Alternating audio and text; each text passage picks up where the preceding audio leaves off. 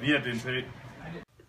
Vi går ind for lavere skat, at staten er en hjælpende hånd til den normale dansker, og at vi alle sammen hjælper frivilligt i samfundet. En af DNP's mærkesager er kontanthjælpspolitik. De mener, at jo mere ansvar du har som kontanthjælpsmodtager,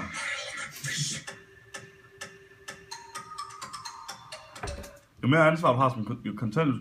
mere fortjener du i løn. For eksempel fortjener du i kontanthjælp. For eksempel hvis du har 4 børn, mod en, der bor alene for eksempel. Så mener vi, at han eller hende, der har 4 børn, skal have mere kontanthjælp.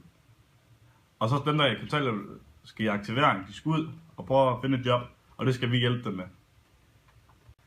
Danmark er et velstående land. Derfor vil vi gerne hjælpe de hårdt ramte udlændinge, der ved begrænse antallet af indvandrere, så vores land ikke bliver overtaget af indvandrere. Og DNP vil gerne have med som et sport. DNP ønsker et tæt og venskabeligt samarbejde i hele Europa, men vi vil ikke være med i den europæiske politiske union. Vi vil begrænse samarbejdsområderne til handelspolitik og teknisk samarbejde. Og personligt synes jeg også selv, at det er noget, vi burde lave. Det kan nemt ses på mit kort. Grænsepolitikken.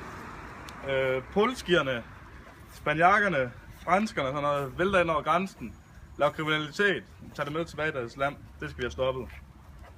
Og sammen, det kan vi kun gøre sammen. DNP og jeg, der sammen i fremtiden.